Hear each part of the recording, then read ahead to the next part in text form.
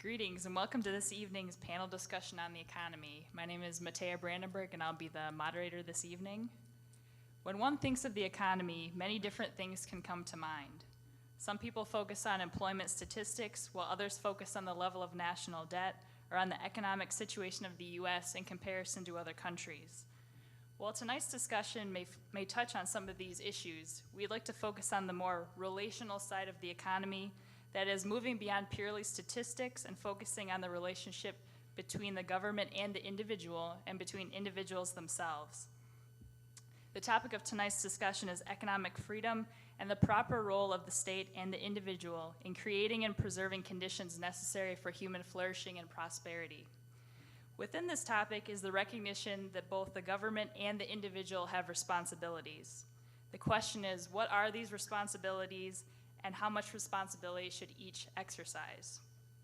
A large portion of the world is struggling with these very questions right now, and arguably every situation and country has dealt with issues within this topic over time. The recent Occupy Wall Street protests, which began in New York City and spread to a global level, seem to entertain on some level dialogue on these issues and the actors within the economy and the responsibilities they hold. And through long negotiations concerning the bailout of banks and struggling economies within Europe, countries such as Germany and France have also attempted to define economic responsibilities. These are just a few examples. And if you move into religious tradition, there's also different opinions on how the economy should function, such as in the Catholic tradition, you have the papal encyclicals Rerum Novarum and Centesimus Annus, which outline the value of work and the principle of subsidiarity, which is basically addressing a problem at its most basic level, working with the people around you, and then if need be, going to the government later, but not as an immediate step. But you also have different opinions within different religious traditions. One such campaign, which is pretty recent, but is the Circle of Protection campaign, which is from the group Sojourner, which Catholics and other Christians are a part of. And it basically is forming a circle of protection around those that struggle economically and helping them through the government as an immediate response and not working so much with local communities, but using the government more immediately. So those are just some examples and demonstrate that tradition doesn't always hold one view on these economic systems. So why should we be interested in this? As individuals who contribute to society through our unique abilities and entrance into the working world, we should arguably have some stake in how the economy functions and how we relate to others in order to experience some level of success and fulfillment. In addition, it is important to consider what liberties should exist within the economic sector and how they can best be preserved. The vast amount of information surrounding the economy can certainly make discussion of it a daunting task, but it is by no means an impossible one. Through this event, we are attempting to leave the audience with an in-depth analysis of the economic situation through the eyes of 4 knowledgeable individuals who take an interest in and have conducted research on the topic of economic liberty and the relationship of actors within the economic system. So without further ado, let's introduce our panel members. Our first member is Dr. Daniel Giedeman. He's seated to my right. He's an associate professor of economics at Grand Valley State University. He studied economics and history as an undergraduate at Southern Illinois University and then went on to obtain his PhD in economics from Washington University in St. Louis. His research interests include banking, particularly how banking may have influenced economic development, the determinants of long-run economic growth and economic history, and he also has an interest in comparing economic systems of different nations, and he recently spent a year as a visiting professor at the University of Constance in Germany. Dan is a member of several economic organizations, including the American Economics Association. He is a former president of the Economic and Business Historical Society and is currently an associate editor of essays in business and economic history. Then we have Mr. Jarrett Skorup. Jarrett is a research associate for online engagement at the Mackinac Center for Public Policy. He is a graduate of Grove City College, which degrees in political science, history, and economics. While there, he was captain of the Grove City Wrestling and Ultimate Frisbee teams. He's a student fellow at the Center for Vision and Values, the school's research and scholarship think tank. And as an Illinois native, Skorup is an avid fan of the Chicago Cubs, Bears, and Bulls. Besides studying and writing about public policy, he coaches and officiates high school wrestling. He's the content manager for Michigan Capital Confidential. His writings have been published in the Wall Street Journal, Orange County Register, the Detroit News, townhall.com, National Review, and many newspapers across the country. Our third panel member is Dr. Molly Patterson. Dr. Patterson has been a professor of political science at Aquinas College since the fall of 2005. She received her bachelor's degree from Carleton College and went on to earn a master's and a PhD in political science from the University of California, Irvine. Her dissertation topic is entitled The Dynamics of Deliberation, Power and Structure in Democratic Communication. She has presented research on deliberative democracy at countless conferences, including the American Political Science Association Conference in Chicago. She currently teaches courses in American politics, political and feminist theory, political psychology, and research methods. Her research interests include democratic theory, new democratic practices, and citizenship education and empowerment. She has been published in academic publications including Political Communication and Annual Review of Political Science. Our fourth panel member is Mr. Michael Miller. He will be here shortly. He's giving another presentation right now. Michael Miller is a research fellow and a director of Acton Media at the Acton Institute.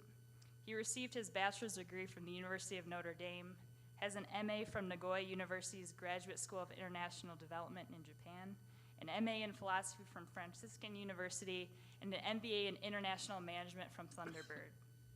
Before coming to Acton, he spent 3 years at Ave Maria College of the Americas in Nicaragua, where he taught philosophy and political science and was the chair of the philosophy and theology department. He has almost 10 years of international experience and has lived and traveled in Europe, Asia, Africa, and Latin America.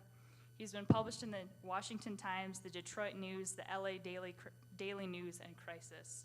His research interests include political economy, moral philosophy, economic development, and political theory. Now we'll move into the discussion portion of the evening. There'll be 3 questions, and each of the panel members will have an equal opportunity and time to answer them. The first question is, what should be the role of government relative to the economy? And we'll begin with Dr. Daniel Giedeman. I'd like to start by, first of all, thanking the organizers for setting this up. I think it's interesting to have a public discourse on this issue. It's really timely and important.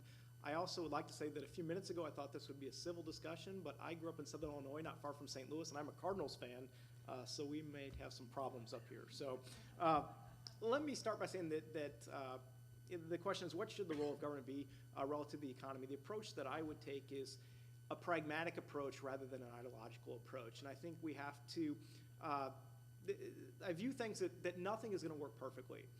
If we use markets, there will be market imperfections and there will be inefficiencies that markets might create. Markets might not always give us the perfect answer.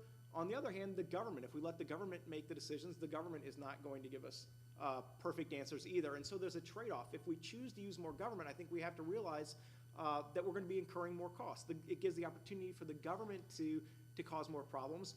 On the other hand, if we say, well, we need to get the government out of things, it's true, we will limit the losses the government creates, but it could also introduce the possibility that markets may cause problems. So I think the goal for our society, for any society, is to try to figure out what combination of governments and markets would be the best for that particular society. In general, I think it's fair to say that most economists would think that markets are a good default. So if you have to, where should we start? Should we use markets or should we let the government answer the questions? I think in general, sort of the natural state of things is that you let markets work. Okay, and markets they have all sorts of great incentives for productivity gains, for good incentives for promoting people working hard and things like this. But I also think it's clear that markets don't always work perfectly, and this is where the government can come in. I also want to state that even if you want to have markets work, you need a government there to make markets work. Without a government to help markets function properly, you end up with a situation like Somalia. Somalia is a great case. If you don't like government, you think government's bad, we'll go to Somalia. It'll be a paradise for you. So you need some level of government there to enforce property rights and to make sure that trade takes place smoothly. I'd mentioned before that markets might not always get it right, and I think it's important that we talk a little bit about the idea that markets may fail. And so we need to think about, well, where are some areas where markets might fail? It could be the case that maybe you have monopoly situations, and with monopoly situations, a market solution will not be efficient. You could have what are called externalities, and externalities is where I'm behaving in a way that benefits me the best. Typically, when I do that, I'm going to have a good solution. I'm going to go through my supply and demand. It gets me an efficient allocation. But sometimes what I do may affect other people, like with pollution. And if that's the case, there may be a role for the government to come in and limit my freedoms on what I can do because it's actually going to make things best for overall society. Could also be the case where there's information problems. I don't exactly know what it is that I'm engaging in, and so maybe there could be a role for the government to help promote the provision of information. Having said that there could be a role for the government, I think we also have to be very careful to say, well, just because the markets don't work perfectly doesn't imply that the government's going to work perfectly. So there's this trade-off. We try to fix the problem by using government, but we have to be careful because sometimes the government solutions may actually make the situation worse. So even if markets aren't working right, doesn't mean the government's going to do any better. I also think there is a role in terms, that's more microeconomics. In terms of macroeconomics, I think there's an important role for the government to play in trying to moderate the business cycle. This is somewhat of an activist role. We have what are called automatic stabilizers built in, progressive taxes and unemployment benefits, and these things help make business cycles not be as volatile. If we look since World War II, since we look at the Great Depression, the changes have taken place, the economy has been much smoother. We've certainly gone through a great recession in the past few years, but overall the economy has grown much more since we've had more activist government policy. I'm not talking completely activist, but I mean the government playing a role and saying, okay, we have a downturn. Let's step in and try to do something. Let's try to alleviate unemployment. I'd like to note real quickly that since the 1980s, Ronald Reagan had his famous quote where he said, the government isn't going to solve the problems. The government is the problem. And I think for the past 25, 30 years or so, that's been the mind frame of many people in the United States. And I think we need to be cautionary about that. I think the government is not always the problem. Can the government cause problems? Yes. But I think sometimes the government can actually help fix problems. So that would be my answer. All right, thank you. And there's a 2-minute rebuttal period allowed after each response. So if any of the other panel members would like to comment on what's been said, you have 2 minutes to do so. If not, we'll just move on to the next panel member. Thank you.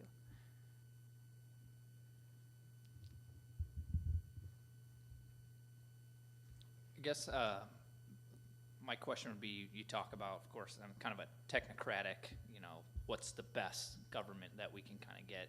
Is there somewhere along the line where a morality kind of comes in? Like could government infringe too much that even if it maybe is better economically for the country, that it would infringe on someone's rights, a group of people or some group that would be too much for you, that pragmatic approach that you would maybe not go along with it? So for example, too high of a tax rate or a limit on somebody's freedom, that even if it would make the economy better in your opinion, that it'd be too much. Well, I think that's part of it. We'd have to weigh off what are the costs and benefits to every person. If I think about it from a pragmatic point of view, do I limit somebody's right to pollute or do I not? If I say, okay, we have to do things in a certain way, then that would limit their freedoms, but it may be beneficial for everyone. So I think I don't view, this might sound strange, but I don't necessarily say that freedom is this thing that is absolute and can never be infringed upon. I think to live in society, sometimes people sometimes have to give up freedoms in order for society to function properly. And I don't mean that in a bad way. I mean that could actually make things in general better for everyone. So I do think freedom is not absolute in terms of, that would be my answer to that. Thank you. All right, we'll move on to Mr. Skorup on the same question. Thank you. I would say, in terms of what the role, I'm a little bit more on the principled end of things, but also I think from a pragmatic standpoint, smaller government, less government is better for people, is better for countries in general. Let's take the world as a kind of case study. This is kind of a large example, but in general, if you look around the world, I would say that the overwhelming evidence shows that countries with smaller government are more prosperous, are better countries. A think tank called the Fraser Institute in Canada does a economic freedom index every year. This looks at, they attempt to measure exactly how big government is in each individual country around the world. So they look at things like taxes, regulations, but also how long does it take to start a business in some country. Their findings show that if you look at the countries that are most free, you get countries like the United States, Great Britain, Canada, Sweden, Chile, Hong Kong, countries like that. The countries that are the least free are countries like North Korea, Venezuela, Cuba, Iran. In general, I would say we want to live in those freer countries. Now, this is kind of looking at this large macro level, but even looking at more of an individual level, you look at something like the country of Hong Kong. Hong Kong was a British subject for a long time, eventually signed over to the Chinese in the mid-90s with the agreement that the Hong Kong economy would be kind of left alone. In general, Hong Kong has one of the most free economies in the entire world. Very few regulations, not even a minimum wage, and they are also incredibly prosperous, one of the richest countries in the world. I would say that I agree very much, from a pragmatic standpoint, we want things that are best for our citizens, for people in general. I probably draw the line a little bit in which I would respect the freedom of people to some level. I mean, like you said, we're talking about where exactly to draw that line, but I agree on the point that we should always kind of, especially, economists do this, but I think society and politicians in general kind of err on the side of the market, because if you look at things at this kind of macro level, smaller government just works. Limited government works, it's better for people, and it encourages freedom around the world. Thanks. All right, thank you. If there's any comments. I was just curious if you wanted to tackle the Somalia example. Yeah, sure. Actually, I guess, so I'm going to kind of look at that in the next question when we talk about, what, I'll get into a little bit, what is the role of government? So I'll put that off for one question. All right, thank you. Dr. Patterson.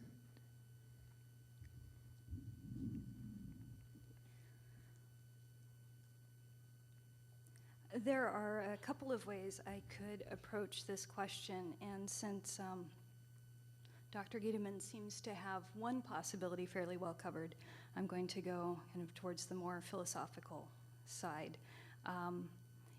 With the goal of expanding our imagination for what's possible.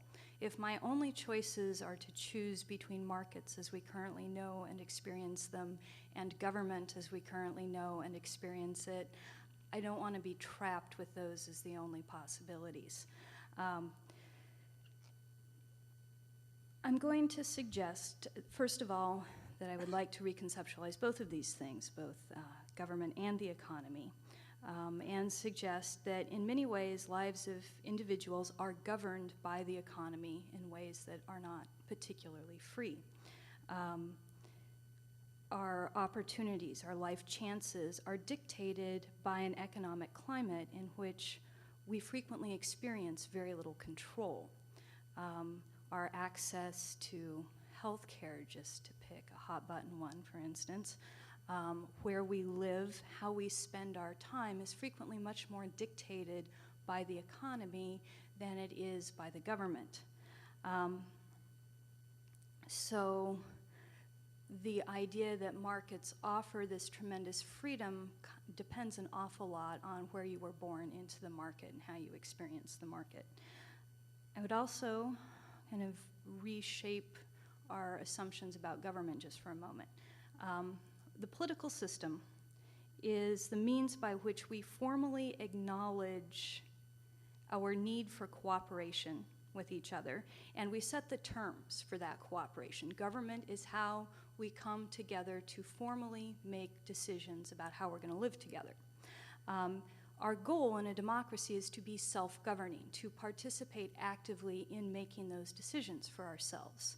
And I would suggest that if we are interested in maximizing freedom, that part of what we need to do is to democratize the economy. That is, to create the greatest possibility for people to participate in the economic decisions that kind of fundamentally shape the choices we have, the opportunities we have. Okay, Thank you. Are there any comments on that? If not, we'll move to the next question. You said that we should kind of, I don't know exactly how you put it, but work to democratize the economy. It seems to me that this kind of shifts towards the direction of a free market, because the free market would be the greatest amount of that shifts democracy down to the individual level, where people are making decisions for themselves in the marketplace. Is that what you mean, or is there a different thing that you're kind of getting at? Well, there's a possibility, I think, for a kind of Adam Smith version of markets in this. And I'm certainly not going to disparage markets entirely. I think they might be necessary and useful. But there's an awful lot of, especially in markets as we currently experience them, where I actually have very, very little power as an individual. I don't determine where General Motors produces. If General Motors picks up and leaves, there are an awful lot of people whose lives are radically transformed very quickly without much recourse. If Boise Cascade logs a forest, I can protest, I can perhaps try and use the political system to affect that decision, but my power as an individual relative to the size and scope of markets is really quite small. Voting with my dollars, first of all, has serious problems of political equality with that equation. But it's also a very, very limited form of political expression. And so markets, maybe yes, but I also think democratic decision about making what we do with our resources, how we allocate them, what kinds of scarcity we're willing to tolerate. So does that system kind of hinges on the idea, though, that even going through this political process, that in general, these elected representatives are, in some cases, unelected or bureaucrats, they would make better decisions than people would in the marketplace. So if you didn't want GM to move, the assumption is you have a group of people that would prevent them from moving or something, and then that would be a better decision overall? I guess I'm thinking a broader conception of governance, ways in which GM, well, I'm not even sure GM figures in this picture, but that GM is more open to and responsive to the community. But again, second question about how exactly we do that is. Okay. I'd like to say one thing about Adam Smith, too. I mean, he talks about the invisible hand principle and people behaving their own self-interest lead to the best outcome. But he also says he's not perfectly free market. If you read some of what he says, too, he also talks about how, I'm not going to quote it correctly, but he says, seldom when you have people from a similar industry get together, even for merriment, it doesn't take long before their attentions quickly turn on how to, in a sense, how to cheat the public, how to collude in terms of raising prices. And this is Adam Smith, too. So, I mean, we think of Adam Smith as, this great person for free markets that they're always going to do well, but he certainly acknowledges the fact that it may not always work perfectly. So I just wanted to bring that up. Since you mentioned Adam Smith, I wanted to come up with the other side of it, too. Yeah, I think my argument from that standpoint, and what a lot of free market economists would say, is that's kind of a hint at this crony capitalism. I mean, businessmen can try to get together and collude against the public or something, but when you have a free market, this high amount of competition, that tends to not go very far. The areas in which I'm more concerned about are areas of crony capitalism, in which you have businesses that are putting a lot of money into the political spectrum in order to use government, which is, of course, the ultimate monopoly on goods. Use government in order to shift things to make them better in their standpoint. One unique way of this that very people kind of look at. A lot of people on the left, they hate Walmart for a variety of reasons, but Walmart is a huge advocate of minimum wage. A lot of people don't know that. Why would Walmart advocate for minimum wage? They lobby government for higher minimum wage at the state level because Walmart has an advantage over small mom and pop shops that often can't pay a higher wage, and it's in their direct interest to do so. So I guess I'm more worried about government colluding with, or businesses colluding with government, than trying to collude with other businesses that would have an advantage against consumers. I understand that point, absolutely. I also think, though, we shouldn't necessarily dismiss the fact that they will collude with one another outside of the government. You can look at, what happened in, the trusts that were built up in the 19th century, and, they weren't necessarily conspiring with the government, they were conspiring with each other, and so I think it's not just one-sided like that. It's two-sided. I agree with you, and I disagree with you, so.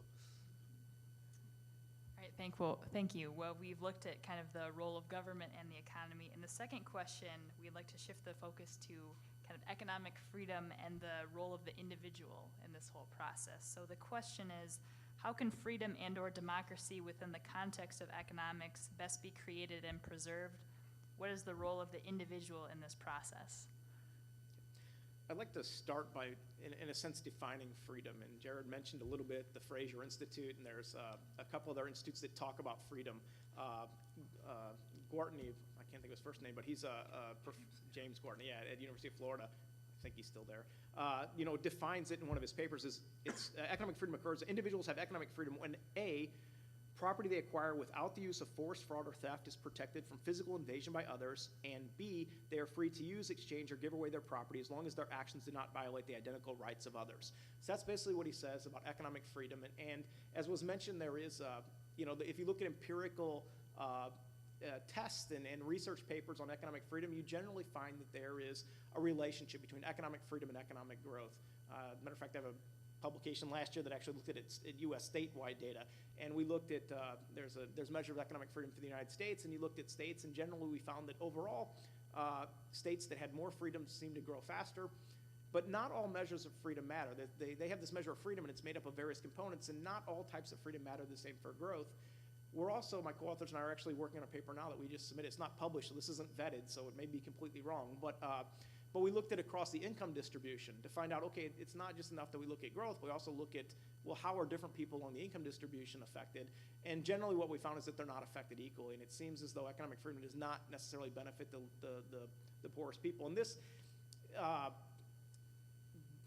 kind of ties in a little bit. So and I understand your point that you made is that if you have economic freedom, you'll have the small person will be able to compete against the big person because you have these big people who get a hold of the government and they capture the government and it works for them. But it's not clear that always happens. But let me come back to the idea of economic freedom. I would like to think that we can basically, I'm going to write this here, we can basically define it as to mean the ability to not be infringed upon by both the government and other individuals. I think that's an important part of economic freedom as well. I want to have the freedom to make my own decisions. If I want to buy a certain type of product, let me buy it. Okay? If I want to do this, have the government let me buy this. But I also think, in a sense, it's freedom to know that when I go to the store when my 2-year-old's sick, and I go to the store, I can just pick up some medicine off the shelf, that it's not a caveat emptor world. Okay? That I don't have to worry, I give him this medicine, he's going to die, and boy, I should have known it. Okay? I should have known that, I took my chances. And this is something too. I think there can be a role to make things better. That people actually can make freer decisions, knowing that there is some amount of assurance that things are behaving properly. With respect to democracy, I think there's two things to keep in mind. If we give the government more control, with democracy, it's like who determines it? We could have the tyranny of the majority, and so we can have basically Robin Hood redistribution, where the poor to get together and they say we're gonna take away from the rich and distribute that. And this is obviously a negative thing that could take place.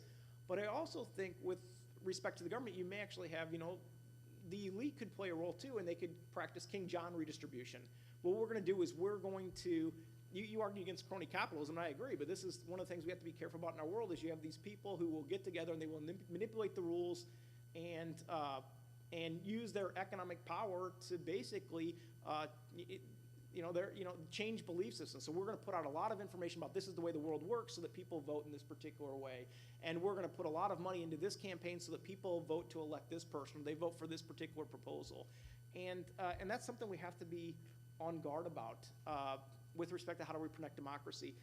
The role of the individual in this process, it's hard to say. I mean, I'm not going to tell people what your role is. If you want to participate in the political process, fine. If you don't, well, then don't. And so from that point of view, at least there's the freedom. You can choose to participate. You can choose to vote for whomever you'd like or not vote at all. So I think I'll leave that up. As an economic freedom or a personal freedom, you can do whatever you want. So I'm not sure that I want to assign people, say this is the role you should undertake. Thank you. Thank you. If there's any comments on that, now is the time.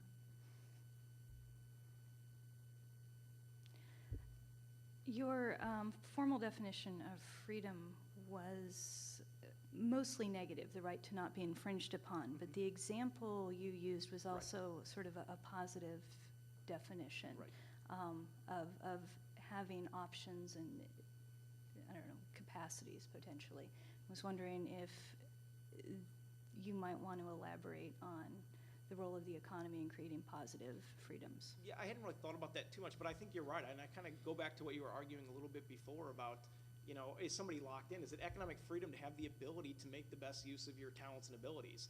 And that would be something I think would be part of economic freedom, that, you know, I have this potential. Am I in a position where I can live up to it? And, you know, maybe that's not always going to happen. Even if there's perfect freedom to do whatever I want and there's not government intervention, think about it, you know, for example, suppose, you know, I'm born into a poor family and it's very hard for me to pay for college.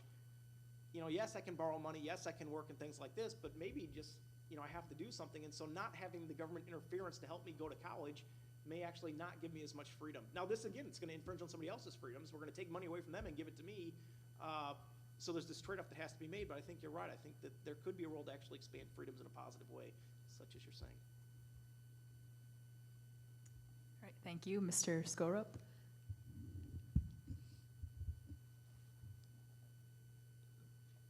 The most important thing that the government can do, in my view, to establish these freedoms, I guess, in economics and social policy and across the spectrum, is to establish a court of law. So the Somalia example, you know, that's the one thrown kind of at people on my side of the spectrum. But on top of what I was talking about with that economic freedom index, the government can establish a strong rule of law in which there are rules for everyone to follow and that apply equally across the spectrum, you know, rich to poor to everyone.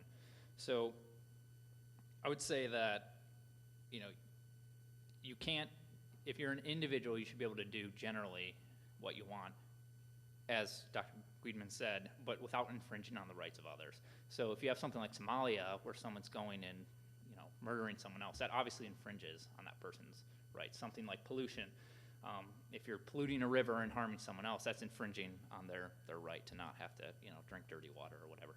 So government kind of at its best role is this strong court of law in which we have rules and which are going to be borne out through the political process, and applying those rules equally to everyone. This isn't to say you have a million different laws. I would argue kind of the opposite. You should have this amount of laws that are easily understood and known by everyone to best enforce them. We kind of talked about here about freedom/democracy a little bit. Dan, again, kind of covered this, but democracy, this is a little bit hard for a lot of Americans in particular to understand, but it's not this be-all, end-all system. You know, you can have this tyranny of the majority. Democracy's been said to be two wolves and a sheep voting over what to have for dinner. You can infringe on other people's rights, whether democratically or by dictatorship, in lots of different ways. I would say that our current system's pretty good. A constitutional republic in which you have rights of individuals that can't be infringed on. And obviously that causes a lot of confusion, a lot of interpretation over what exactly does that mean. But the U.S. has this kind of constitutional federalist type system in which we're arguing over what that is. But in general, I would say the system of a constitutional republic is probably the best in order to protect not only just individual rights, but economic rights as a whole. You got a little bit into where we're talking about, you know, in a market system, maybe it infringes on the freedom of a poor student who can't go on to go to school. So this argument is negative rights versus positive rights. So negative rights are something like freedom of speech, freedom of religion, rights that individuals are granted by government that don't infringe on anyone else. If I have freedom of speech, I'm not taking away anything from anyone else. Positive rights would be something like a right to housing, a right to an education. Those are said to be rights, but you have to take from someone else in order to provide those rights for a student. I think the kind of fallacy in the argument is there's an assumption that these elected representatives or bureaucrats are able to take and give this money into some type of system and use it, and that it's going to end up being a positive situation. Like we have lots of a right to education in this country. That doesn't mean you get a good education. I would argue some of the areas where you have the highest amount of education spending, where you're trying to, take these poor kids and send them to college and to have them be successful citizens, that doesn't necessarily mean it's going to work, because you have it kind of filtered through this whole political process. So in general, my sum is, as an individual, you should be able to do what you want as long as you don't harm others. Great, thank you. Are there any comments?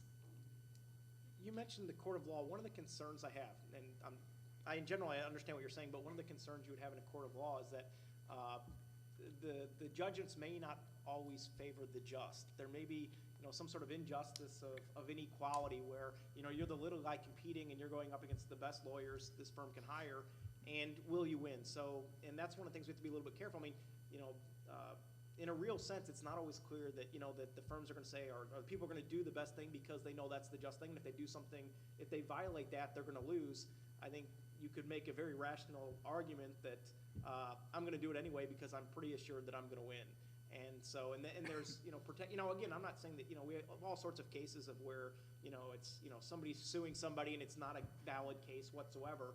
So that's the other part of it. But also, too, there are valid cases where people may not be able to have recourse when they've been harmed. Yeah, and I mean, no system, what we said right at the beginning, no system's perfect. We're trying to figure out, what's kind of, in general, the best thing. And, everyone's going to quibble over a court of law and things like malpractice reform or a loser pay type system.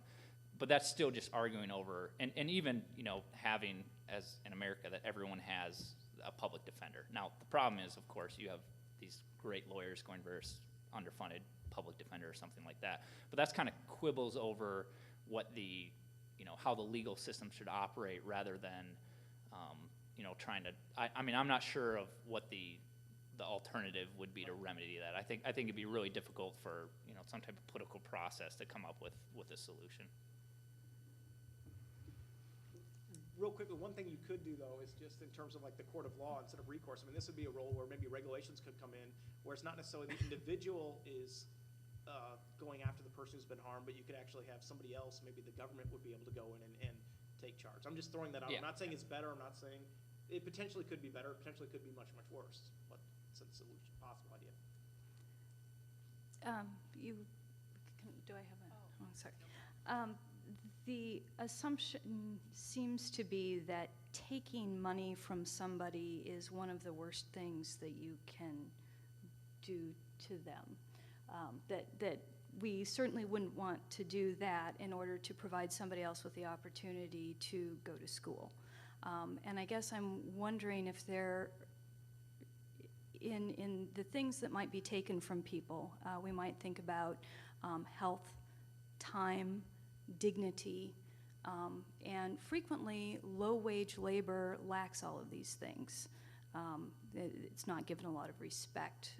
People lose an awful lot of their life doing it, especially if they have to work multiple jobs. And I'm wondering if you've thought through sort of the hierarchy of things that we can reasonably ask people to give up in order to create, I mean, an economy is a form of cooperation. And somehow money seems to be the worst thing we can take from people. Time, dignity, health doesn't seem to be such a bad thing to take from people. Well, I mean, nobody's taking, health or time or quality. So, I mean, what's the individual or the group that's taking those things? Employers frequently. Well, I know, but I mean, if you work for an employer, you're choosing to go and work for them. So it's not so much that they're, I mean, my employer takes my time. I had to drive to Grand Rapids from Midland, so for example. No, but I voluntarily, kind of did that as part of my job. So I guess I don't see this person taking. Whereas the government structure you're talking about, I'm not saying that money's necessarily the worst thing that you can take from someone. But my point being that at its very minimal, government is anything government does, it has to take from someone else against their will. I mean, that's just, true. Like, people aren't voluntarily giving up things to the government, or else they wouldn't need to take it. So my point was that should be a consideration anytime you're trying to pass a law or to take more money in one area and to put it into another. At the very minimal level, it's not something the person's giving up voluntarily. So that's more from a moral standpoint than a pragmatic standpoint. Just to talk about that real quickly, I think sometimes the government can be, instead of just forcing people to give money, it can solve a coordination problem. So we might all agree that we need some sort of military police force. We all agree, but I'm not going to go out and hire a police force on my own because I know you're going to free ride on me. So this could be something too where the government, they're forcibly taking it from me, but it's something that altogether we think is something that we need to pay, and so they're forcing me because they're not going to let me free ride on the situation. So that could be another way to think about it, is the government solving a coordination problem rather than this government as a coercer. Yeah, so I mean that's public goods. Yep. Versus that's a little bit different than I'm not an anarchist. That's a little bit different than an argument of something like education, which is a private good, and of course the assumption being that the government is spending that money wisely. I mean, I would say that, as I've said, in general, it's better to leave that people spend their own money better than the government can spend it. I mean, if kids in Detroit, their education costs $18,000 a year. Well, 30% of their males graduate just because they have this free education. That it's still wasted in general, I would say. I would be careful of arguing, though, that we would be better off not paying the $18,000 period. I mean, that might not be the best. Wasting $18,000 on a student, if you want to call it wasting, may be a much better waste than not spending $18,000 at all and saving all that money. Thank you. Dr. Patterson? Again, going back to the idea that I'm interested in imagining that we could do things better, including governance and governments. So the question of freedom and democracy within the context of economies, how do we do this? I think we increase public participation in making decisions about economic values and trade-offs, the allocation of resources and the allocation of scarcities, what people do and don't have access to, including things like time, healthcare. I share the skepticisms of democracy. The possibility that majorities can make really poor decisions, that they can organize against minorities that they're distrustful of or disdainful of. I certainly understand the reasons for being skeptical of democracy. But people and part of when I say this, I assume that there are forms of democracy that are possible that do not simply amount to voting for representatives or even simply voting on ballot initiatives, that there are other ways in which we can do collaborative decision-making, kind of cooperate around our values and the possibility of trade-offs that are more robust than what we currently practice. That we've given ourselves at this point a very narrow form of democracy, and so I'm not envisioning simply picking representatives to make these decisions, but involving people in some very fundamental ways. But that sounds perhaps entirely impractical, but I will suggest that budgeting by public participation has been done in a variety of cities in the U.S.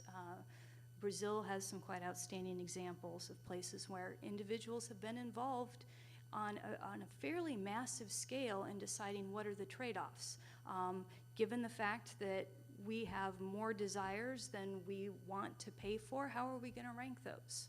What's going to be most important to us, and what are the best ways for us to raise funds to do these things? And these haven't amounted to simple ganging up on the rich and kind of Robin Hood style economics, that people of means have been able to recognize that there are benefits to them as well when people who are less well off than themselves receive benefits from the government, when infrastructure is improved in parts of the city that don't necessarily have excellent infrastructure, that we all benefit from a more educated citizenry, that's not simply a private good, that there are positive externalities that come from public education. So public budgeting is an example of something, of a way of democratizing economic decisions. There's also the possibility of corporate charters. Corporations have charters. It used to be a way of recognizing that corporations needed to be responsive to and attentive to public needs and demands. And maybe we need to bring back the idea that if a corporation isn't responding adequately to public demands, that the public might decide to revoke the charter. Obviously, these all have the potential for abuse and not working out so terribly well. Workplace democracy, more ownership of and by people who over their work environments, and other possibilities. So I think there are lots of ways in which we can, democratize various aspects of decision making that sometimes we just leave up to markets. Thank you. Are there any comments? Yeah, you talk about democratizing corporations, kind of restricting their charter and whatnot. It seems to me that corporations are democratized, businesses. I'm not talking about when they use government to kind of get things their own way, but if you said when they're not providing needs or something along those lines, well, any corporation or business that exists is providing needs, or else it wouldn't exist. I mean, nobody. You could say, some company, take it, Walmart, Apple, whatever, isn't providing for their needs. I don't know who would decide that, but the market decides that just by the fact that they exist and are providing goods that people want. Did you just go from needs to wants? Well, what do you mean by needs? I guess that's could be a public conversation to a certain extent. What do people need? We might not be able to get everything we want sometimes, but we might agree that there are needs like food, shelter, medical care, that we might, just because people like iPads and are getting something they want from Apple doesn't mean that Apple's necessarily meeting needs in other ways. Well, yeah, and I mean all those things. That seems to be. I guess it seems like you're taking it deeper than a level of just taxing them to provide those things, like revoking a charter for a corporation not behaving a certain way. I guess I'm just questioning what this process is.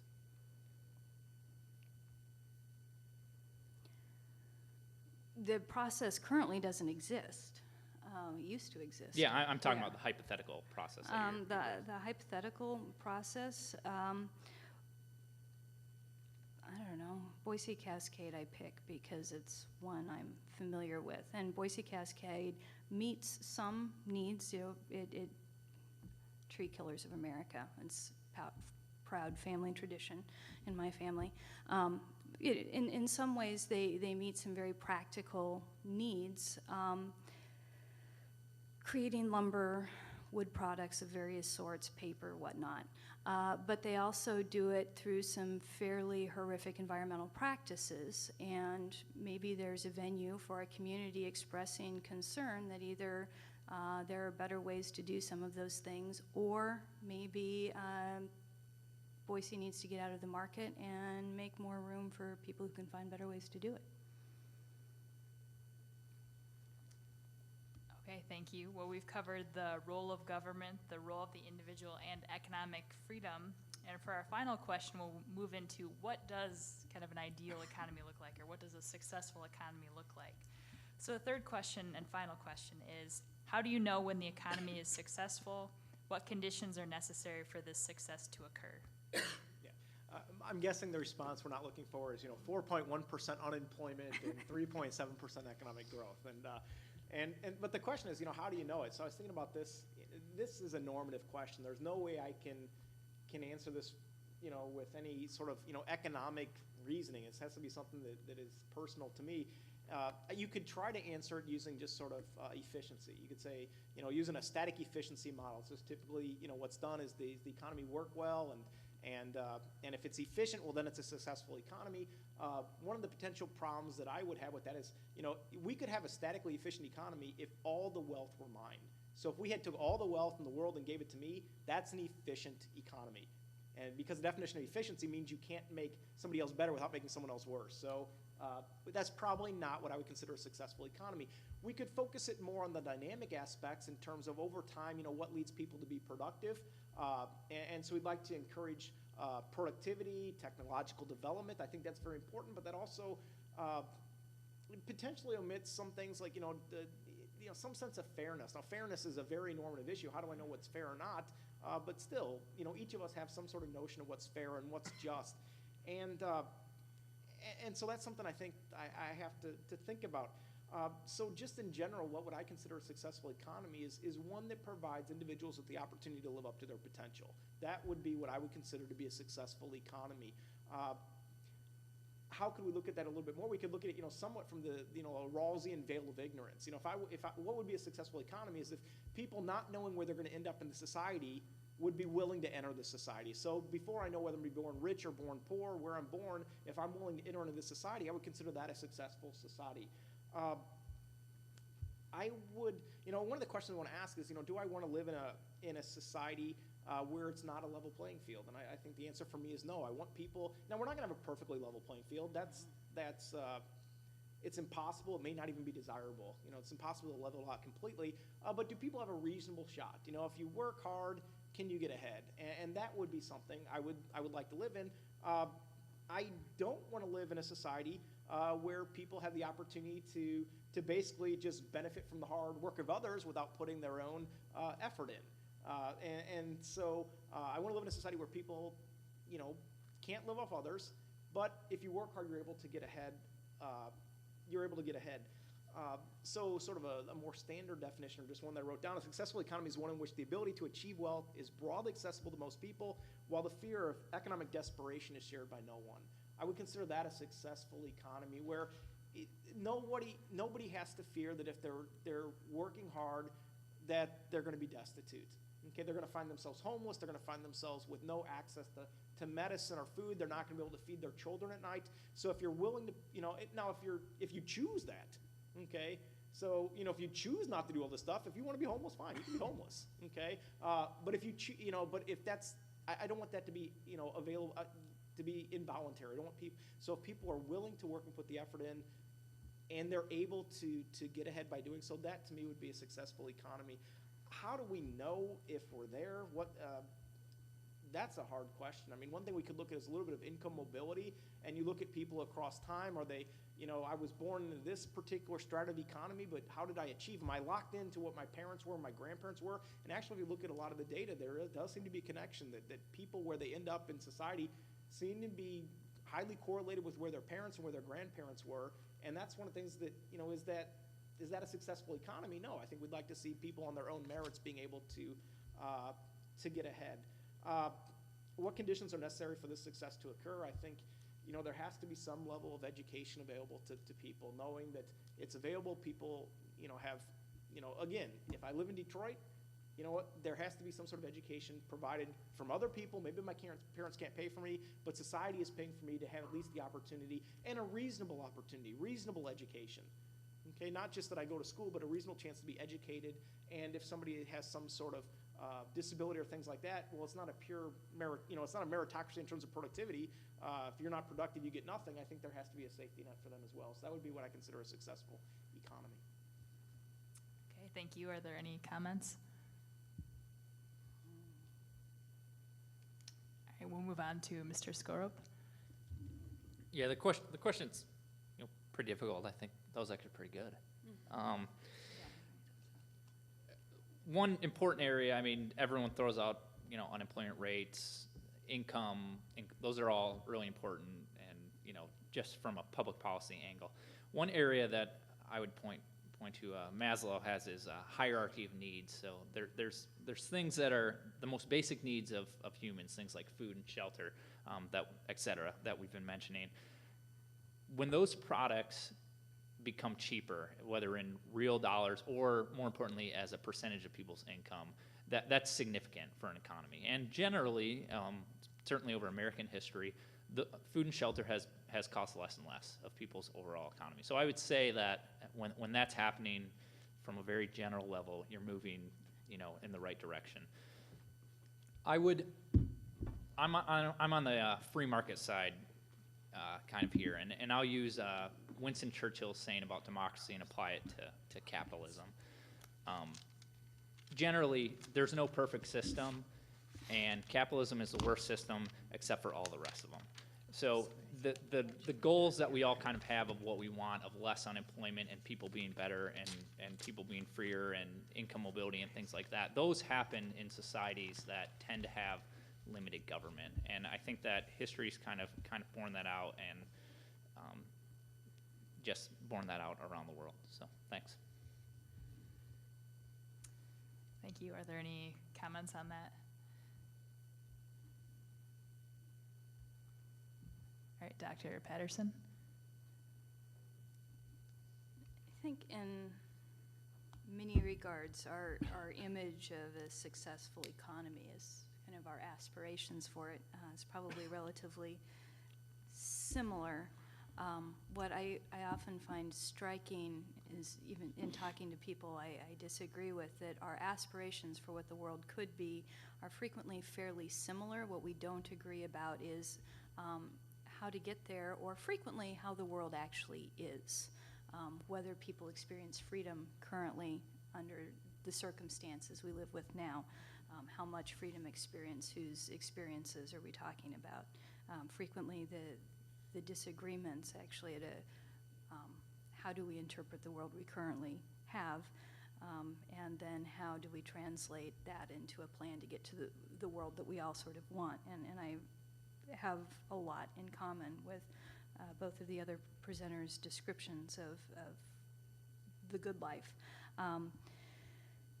The hierarchy of needs that was just mentioned, the potential for people to have meaningful work also belongs on that hierarchy of needs. The possibility for people not just to use the economy to get materially good things, but also to use it as a means towards fulfillment, to do work that is rewarding, that is not alienating.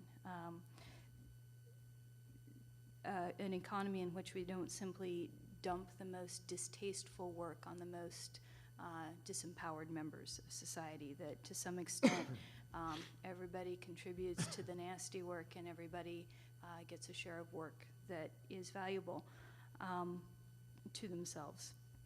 The idea that there's a safety net makes sense, certainly, though I would also want to push a little bit on that answer and suggest that for people who are outside of the economy, and there are people who work very, very hard to find their place in the existing economic order, especially people with disabilities. And because we have this idea that employers, get to hire the best person for the job, which, is obviously an important idea, but it leaves people who are working so hard to find their place in the economy simply shut out. And I think those of us who have the luxury of grumbling about going to work in the morning forget that participating in the economy is also part of being a full citizen, of being incorporated fully into the society. So I would, hope for an economy that values the various contributions that people have to offer and actively works to make room for those contributions.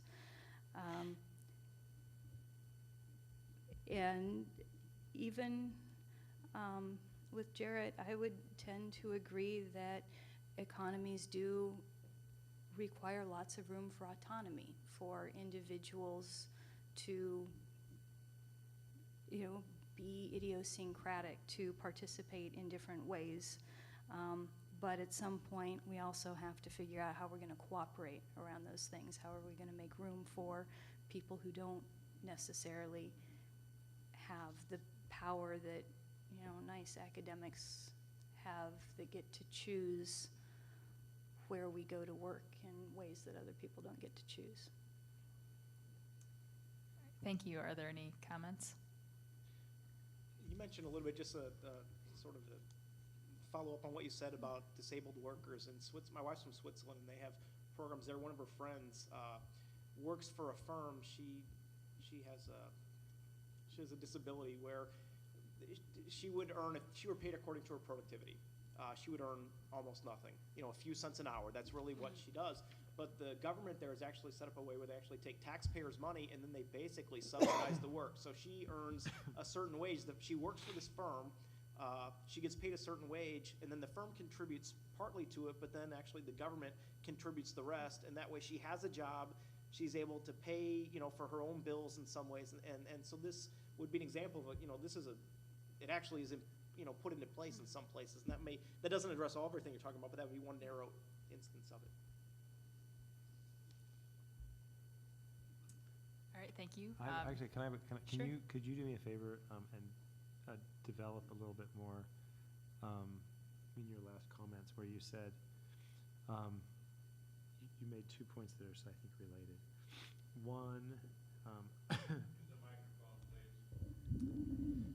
you made 2 comments that are somewhat related. They're different, but one, you said we need an economy that values variety and idiosyncrasies, and then, but also makes room for, I'm trying to remember your exact line here. I can't read my own writing. It makes room for other types of contributions. And so the question I would have is, like a market is usually, or networks of human relationships where people buy and sell things that people want and need. What if somebody makes something that nobody wants or needs, but they really think it's cool? Like, I don't know, I mean, like, for example, if I ran the market, I wouldn't buy any neo-expressionist art, but some people do. But what if nobody bought it? How do you make room for their creativity if they're not serving wants or needs? That's one question. And then the second question I can ask now, or I can let you comment on that first. Let's have the second question. The second one is, you said that, you said, first of all, work that is not alienating. And if you could develop what you mean by work that is not alienating, what would be an alienating type of work? And then related to that, you said we don't want to dump nasty work on people. But following that, you said everyone should contribute to the nasty work, and then everyone should have at least some share of the valuable work.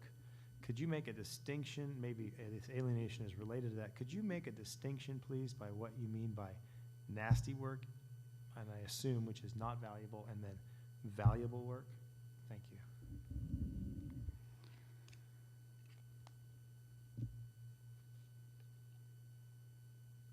The work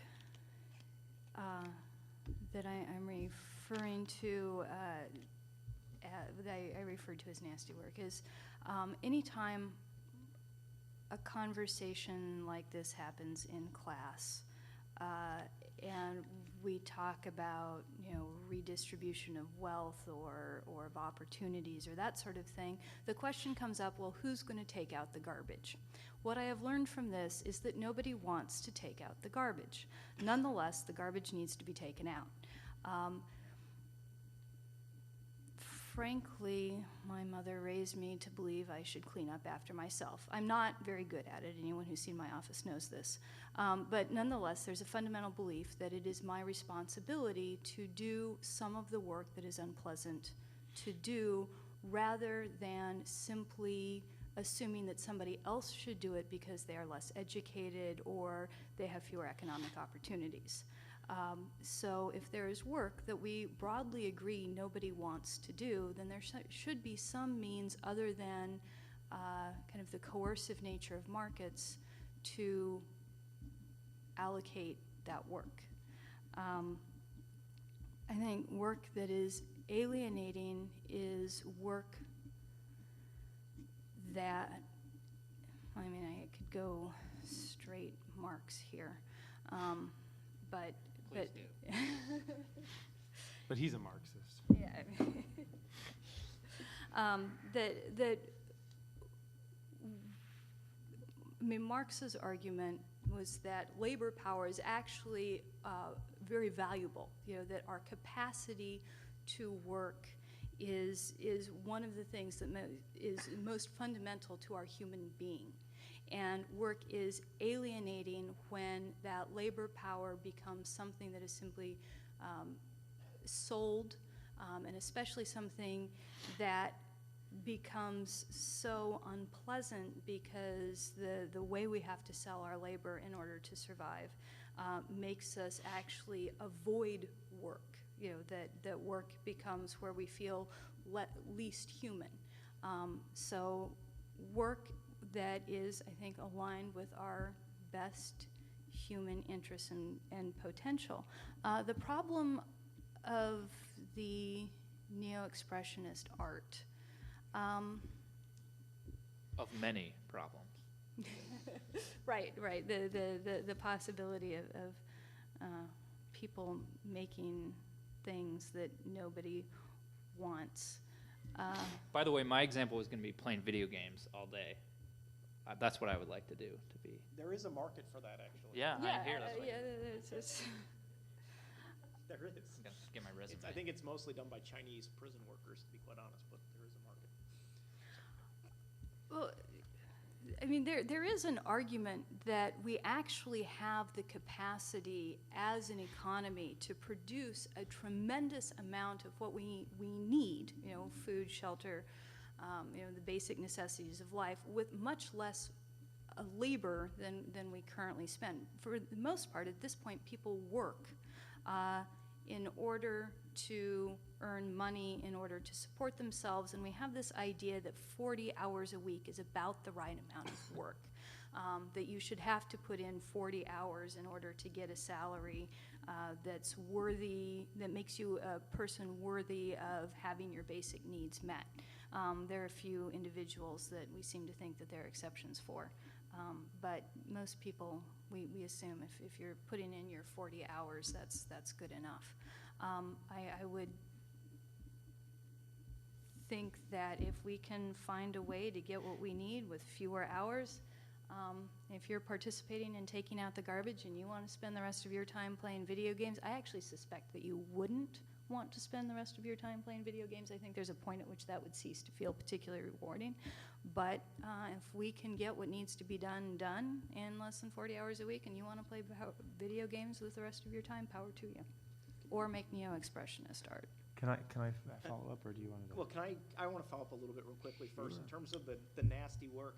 I mean, one of the things is, I mean, there are things called compensating wage differentials, which basically is labor economists talk for. You know, if it's a bad job, nobody wants to do it. Well, you have to pay a high enough wage until somebody is voluntarily willing to do it. The most disgusting, nastiest job I can think of is one I read about a few years ago, where there was a water treatment plant was put in some place in Florida, and people would flush condoms down the toilet, and it would clog up this thing, and so I actually had to pay somebody to fish them out of the water treatment plant. And who in the world would want to do this job? Nobody did, but they raised the wage. It turned out to be an incredibly high wage because it was a nasty job, but eventually somebody did it because the wage was high enough. And now this doesn't, so I mean, in some sense, I mean, the market should take care of that. Now, to come back and before you think I'm, you know, this horrible evil capitalist, you know, another thing too. Yeah, I know, I'm just, but the other thing too is, I mean, what we'd like to have is we'd like to have people, you know, come back to my own ideas that, you know, if you give people an opportunity that's not their only choice, that they have the opportunity to do other things, and they say, okay, I don't want to do those other things, but here's a job that pays a decent wage, and I'll do that instead. But related to that, I mean, it seems one of the questions I would have is on the nasty work issue. For the record, I take out the garbage. Now, but the question I have is that a couple of things came to me. Maybe you could clarify. One, and then I'd be happy to discuss Marx's problems with human perfectibility later. But But on the nasty work thing, okay, so you say, who's out to take out the garbage? And there's a general sense that we need to do things that are unpleasant, okay? That's, I mean, in a Christian understanding, Judeo-Christian understanding, work has toil to it, generally. But you said that, okay, if I don't want to take out the garbage, if I pay somebody to take out the garbage, isn't that an economic opportunity for somebody? Now, you could say, well, if somebody's down and they're absolutely in the worst situation, I'm like, hey, I'll give you 25 cents a year to take out the garbage, and they're like, I'll do anything right now, I mean, obviously that would be an act of injustice on my part, and you'd have a whole situation. But in kind of, you were talking about the economic system which we have, which I think is deeply problematic because you have big business and big government in cahoots, creating a managerial capitalism run by global bureaucrats, but, and not a free market. But we covered that. yeah, good. But in this case, isn't it an economic opportunity for that person who may have really need money, and if I have enough money to hire that person to take out the garbage, that's an economic opportunity that person can choose to, as the professor said earlier, take or not take. You used language, instead of being coerced by the nature of markets. Now, the nature of a market is not fundamentally coercive. There could be certain arranged markets that are coercive, but the nature of a market is where human beings voluntarily enter into relationship when things are mutually beneficial to them, all right?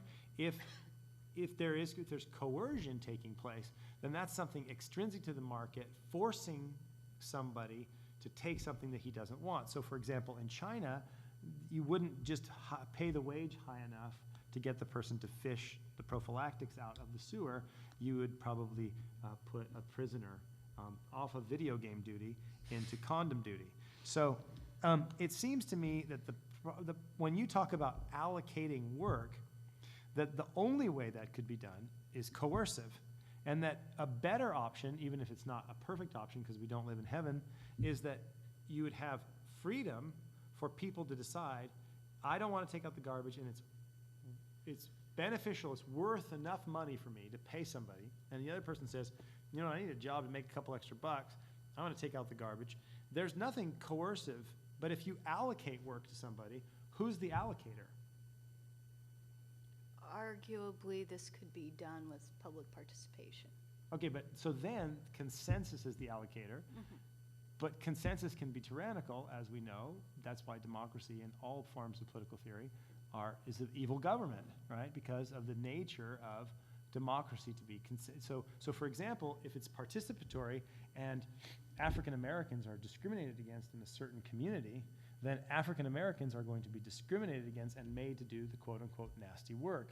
In another company, it could be Caucasians. In another community, it could be Chinese. Another community, it could be whatever it might be. And so the problem is that price allocation is actually less discriminatory than participation. So my only question is, how do you make the argument that markets are coercive and that your, I think, proposed alternative is to allocate work, and that's not coercive, even if it's done with participation? Not coercive, and No, I'm perplexed. As I did acknowledge. I'd just like to step in real quick, excuse me. Since we're on our final question and Mr. Miller just arrived, we're running out of time. Would you like to speak on the third and final question, which is, how do you know when the economy is successful and what conditions are necessary for this to occur? Thank you. That's a big question. Well, I think that,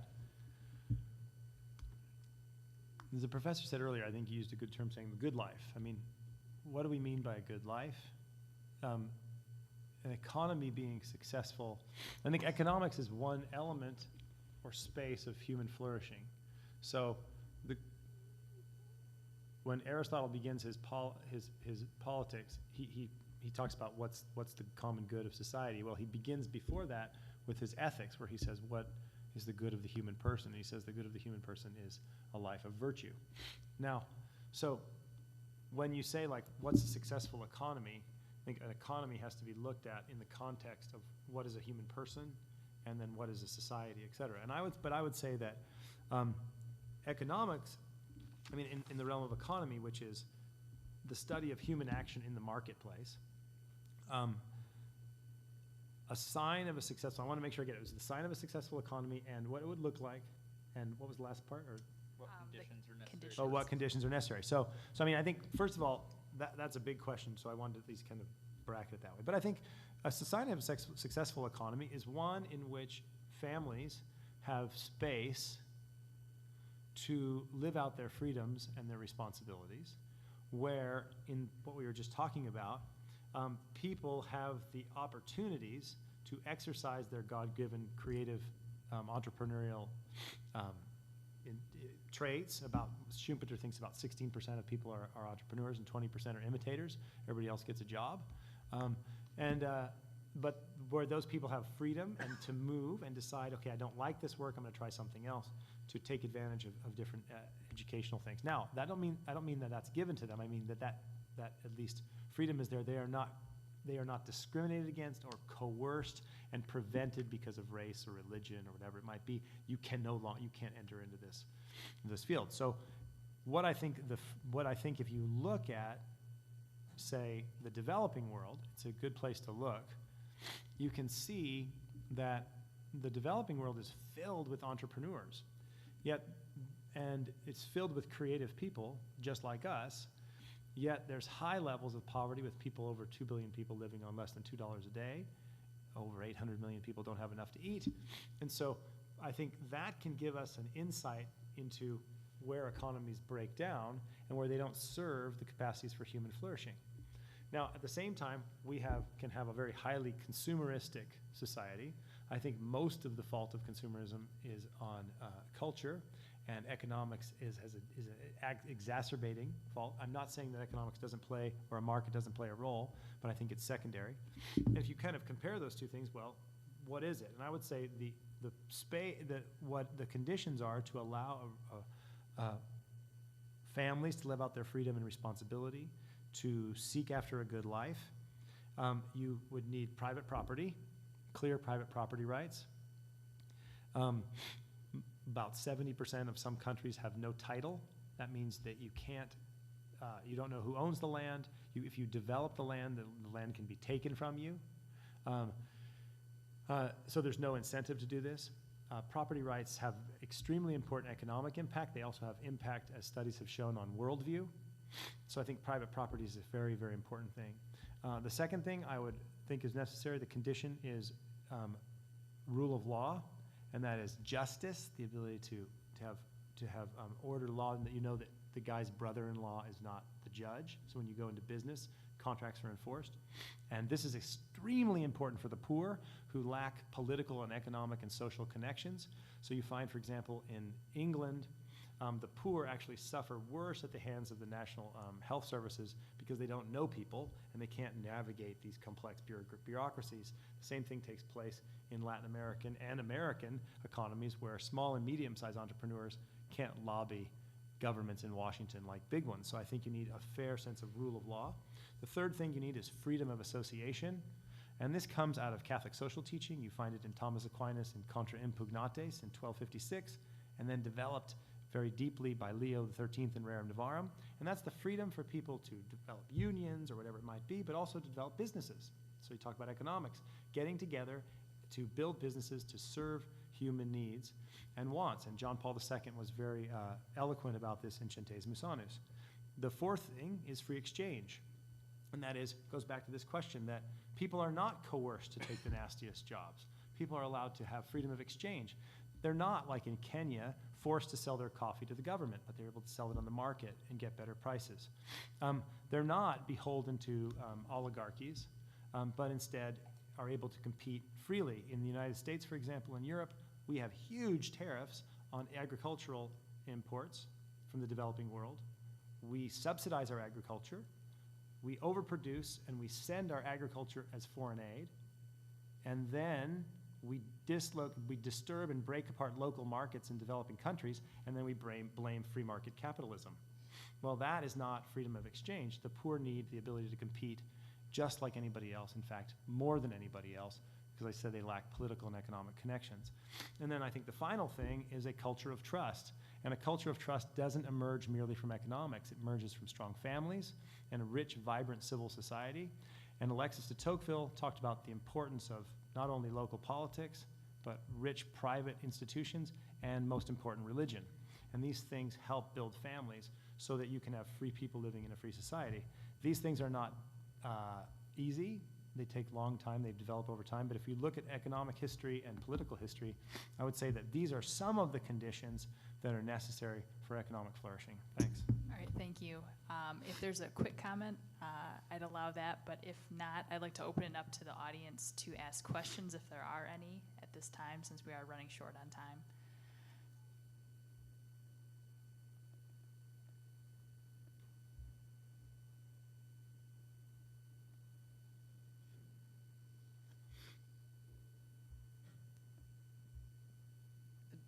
A bit earlier, the three of you who arrived first, it seemed that freedom was being conflated with democracy, and that may be because you were given 3 minutes to answer very massive in questions of great import. So my question is, what is freedom for? And does it necessarily require democracy? Freedom is for love and no.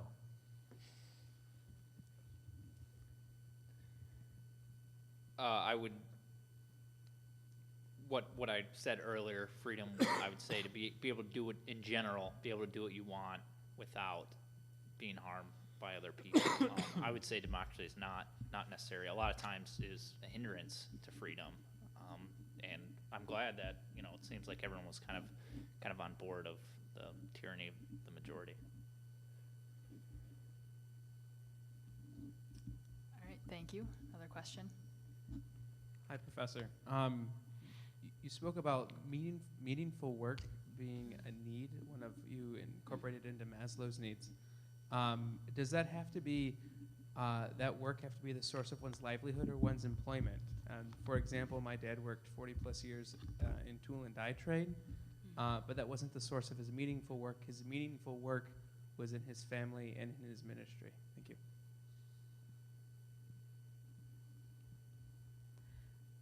Well, when you think about how much of one's time and energy goes into paid employment, how much that shapes one's, life, where you live, your social relationships, it has a tremendous impact. So I think the closer we can get to aligning the source of our livelihood with that which gives us fulfillment, the better off we are.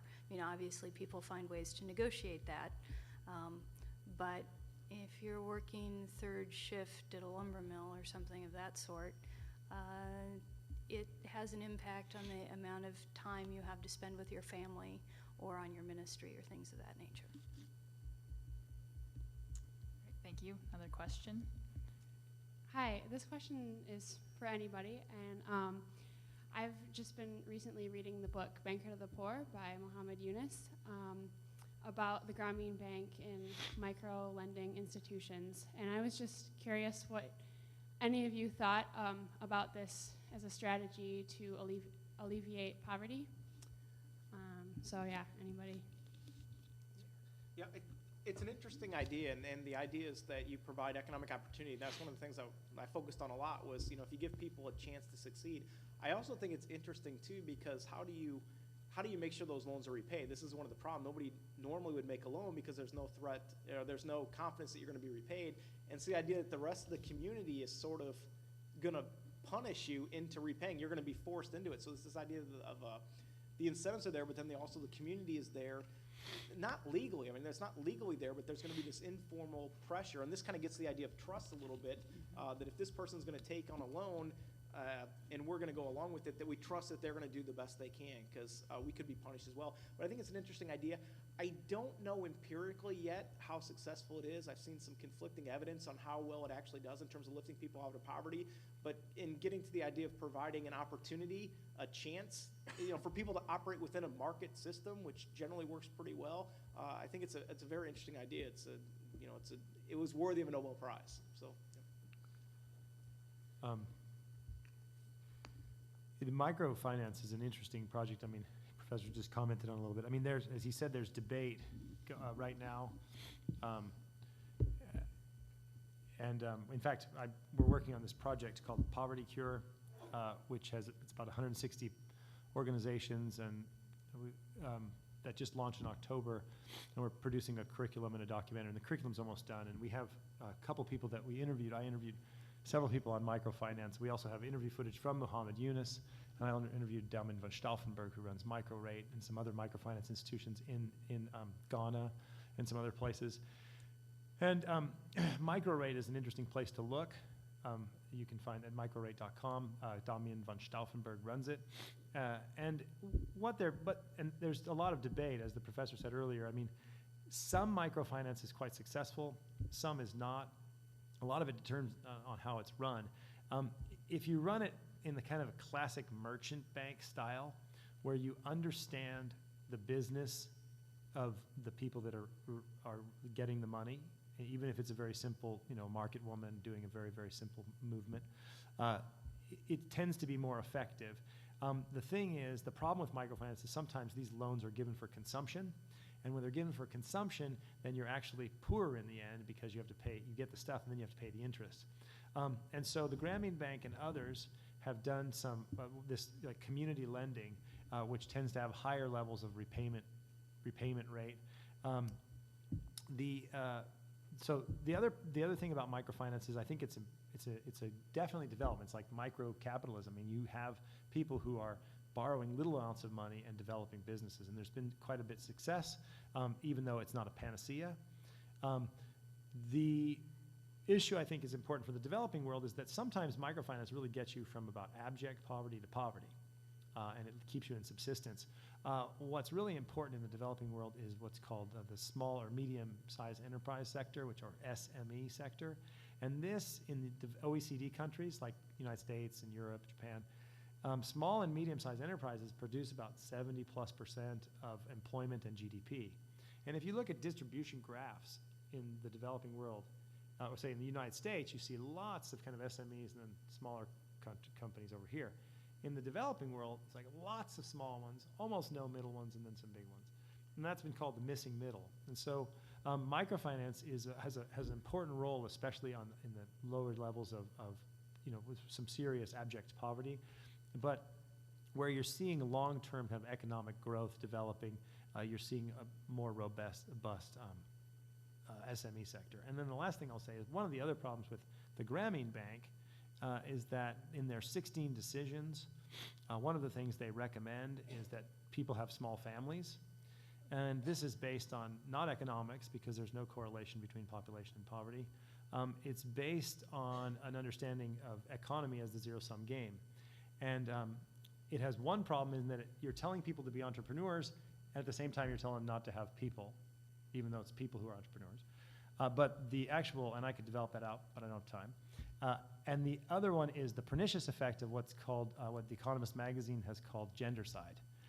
What's happening is, even Grameen Bank and others and a lot of people in the United Nations, the World Bank, USAID, everybody's spending a lot of money, billions of dollars actually, trying to control populations in the developing world.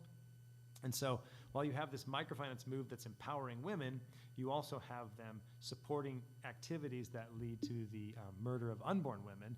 And so what you have now is what's called a daughter deficit. That's what the New York Times has called it.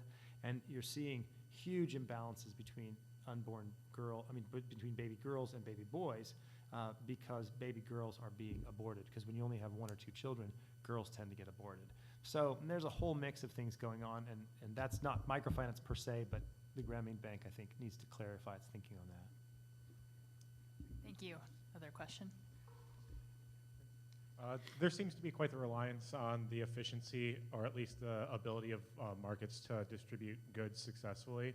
And I'm just wondering, with changes in the economy happening that are resulting in a lot more digital goods being distributed that don't take that don't have the same requirements in terms of moving them from one place to another, if that creates any problems for traditional market-based strategies for distribution of goods, if we have these goods that can be reproduced for absolutely no cost and distributed across the world. Could you give an example, unless you fully You mean understand it? like movies and Or things? video games, Yeah. or music, or books. Yeah, that's kind of like an intellectual property rights issue.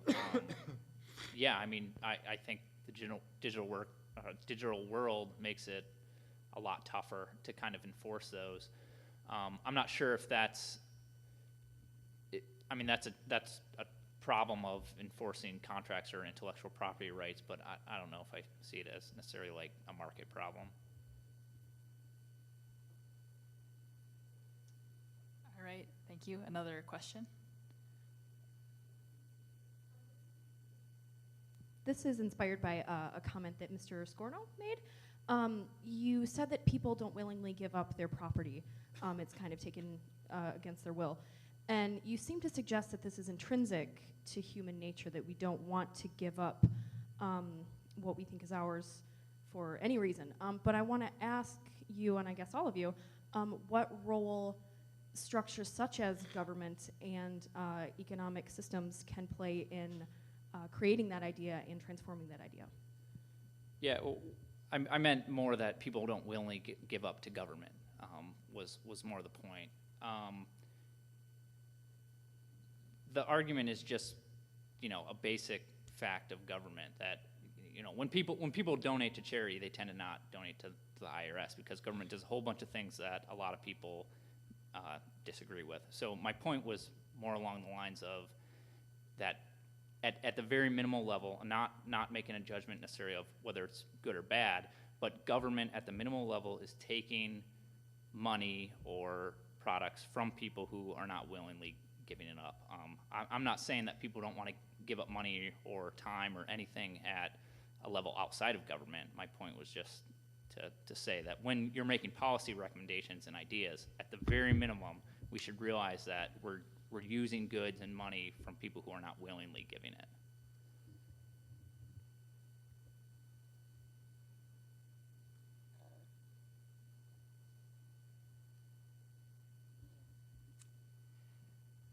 Another question?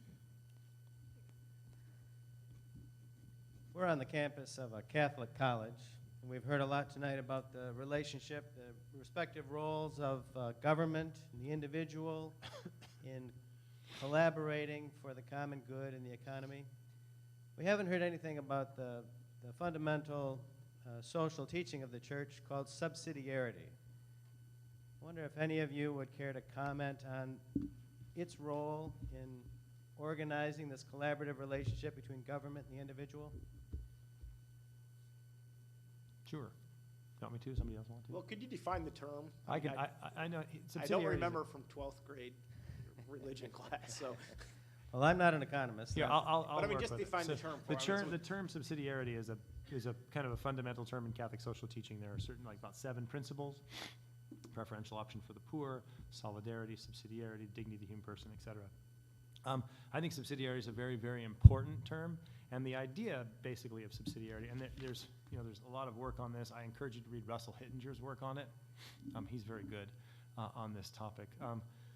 But the idea, you can see it in the encyclicals, you see it in Centesimus Annus, you see it in, I think, Quadragesimo Anno, I think it's also developed. And so the idea of subsidiarity is that which is at closest to the need or the problem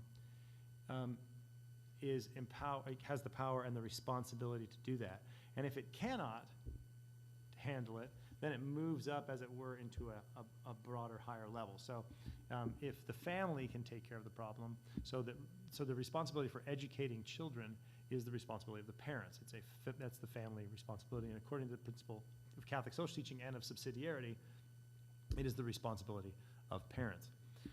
in a case where parents cannot do that. Now, parents can make the choice, if they so desire, to send them to government schools, to send them to Catholic schools, to send them to homeschool them, or whatever it might be. But that the right of the right and the responsibility to educate children is that of the parents. So it's a family move, a family responsibility. If the parents couldn't do it, if they were incapable of doing it, even for a short, for a period of time, someone could come help. That could be the extended family or the neighborhood or the parish or whatever it might be. Once the family is able to get that responsibility back, then the subsidiarity would require that you would entrust that responsibility to the family. And this kind of goes up. Now, the problem is sometimes people will think of subsidiarity as this kind of like looping things and that everything's under one big thing.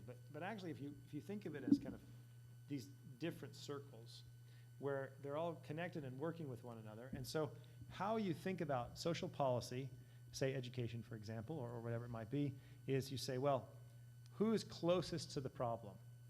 Is it the family? Okay, can the family not handle it? Okay, well, maybe the neighborhood or the borough or the city has to handle it. If the city can't handle it, then does it become a county event, et cetera? And it moves upwards. So, for example, national defense is usually handled by a federal government because families don't usually handle their own defense, et cetera, et cetera. And so there's this idea of subsidiarity, but subsidiarity is deeply related to the principle of solidarity. And I think sometimes we hear them subsidiarity or solidarity, but they're deeply related to one another because it is because of solidarity, that is brotherly love, and love of neighbor, that we engage in helping those people close to us.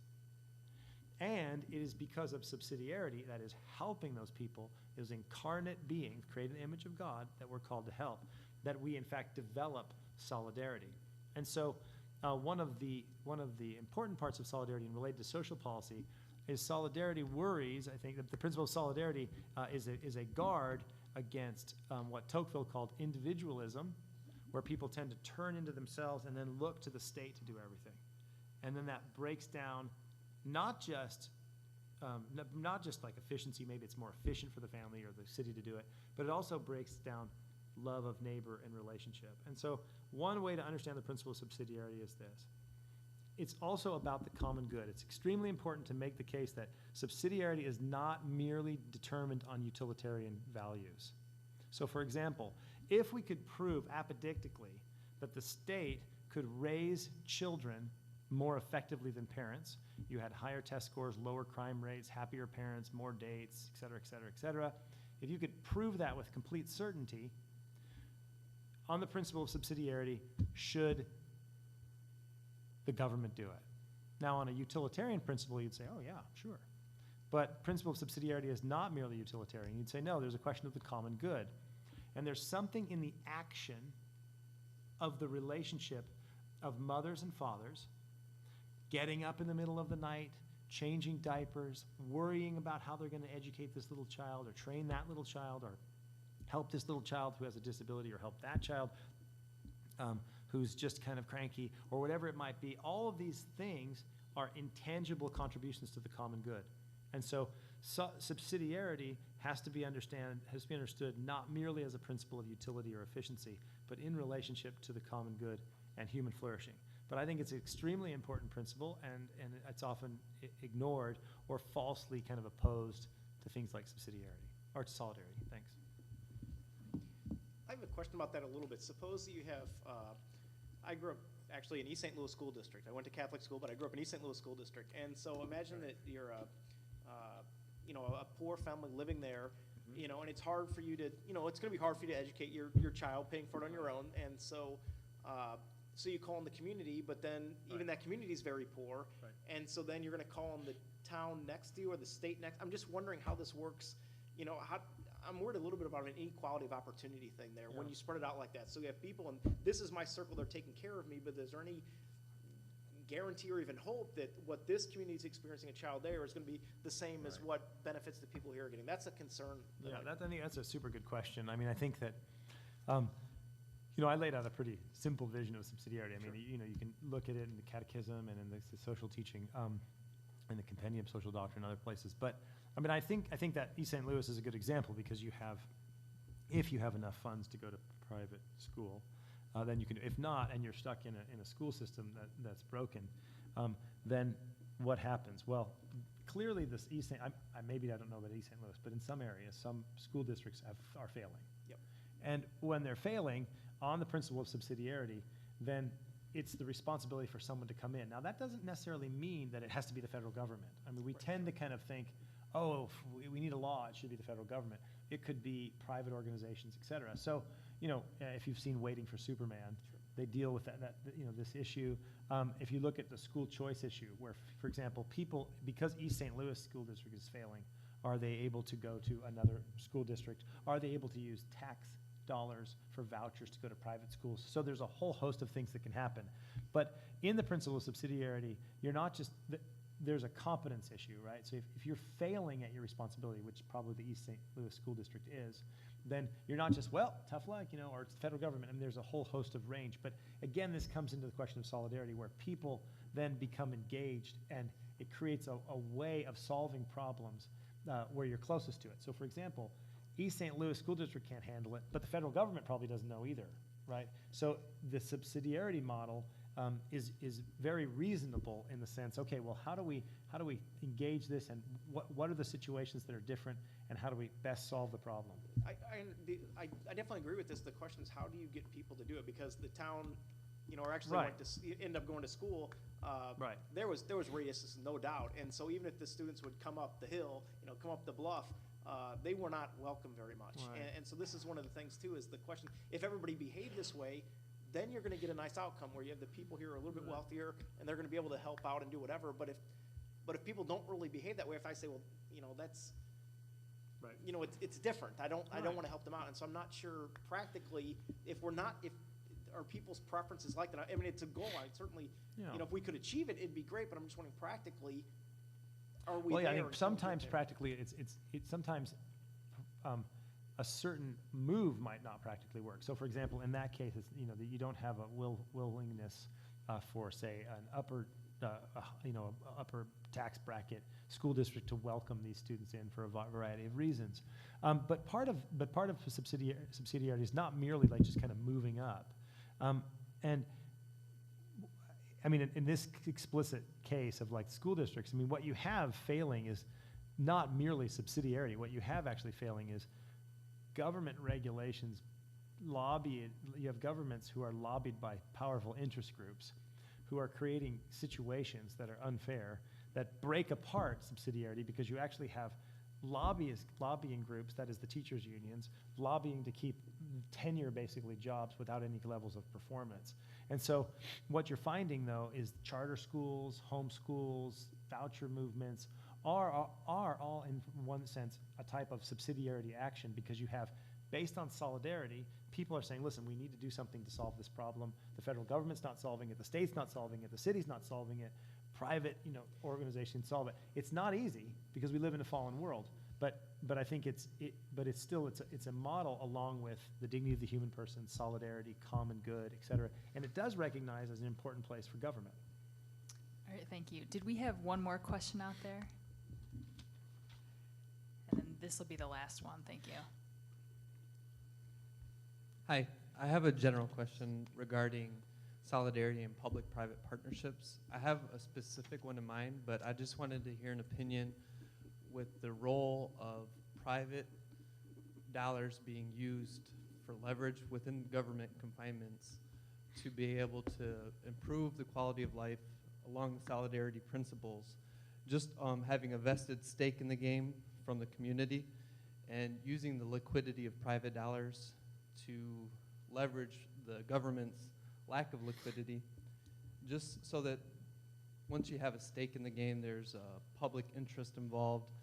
Perhaps the interest of the community would be more capable of being leveraged. So just on the topic of solidarity and subsidiary, where do you see public-private partnerships fitting in, if at all? If that makes any sense. Well, I mean, it's a difficult question because you're not explicit, which is fine. I'm not. This is. I mean, when you talk about Catholic social teaching, we're in that area. I mean, there are certain principles, and then there's a broad area of prudence, and people can have different views, and the Catholic social teaching is extremely clear. It doesn't have a policy prescription. It's not a third way. All these things are explicit in the documents themselves. So good Christians can disagree about a lot of things in Catholic social teaching. So personally, I'm suspicious of public-private partnerships because they tend to end up creating, through like public choice problems, interest groups. So if you look at Fannie Mae and Freddie Mac, these are all public-private partnerships. So what happens is you have it creates whether moral hazard in the case of Fannie Mae and Freddie Mac, or you have lobbying groups and interest groups that are capturing certain part of the public interest. And I tend to be suspicious mostly because the poor and the poorest of the poor and those who are maybe the least educated, it makes it harder for them to navigate this difficult bureaucratic process, because now it becomes bureaucratized and systematized, so that it tends to lend an advantage to those people who are skilled at manipulating a system, which doesn't tend to be the poor, just the maybe moderately educated, or either the minority or whatever it might be, or even the smaller kind of business person who's competing. And so what happens is you have these very powerful interests that tend to crowd out either local businesses or other local charities that are private, and make it very difficult for the poor to navigate that. So I'm suspicious of public-private partnerships, but there's nothing like in Catholic social teaching where you have to or you don't have to. I mean, so.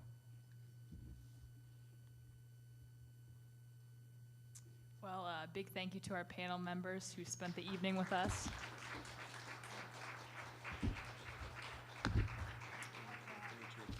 And thank you all for coming. I hope it was an informative experience, and hope you have a good evening. Thank you.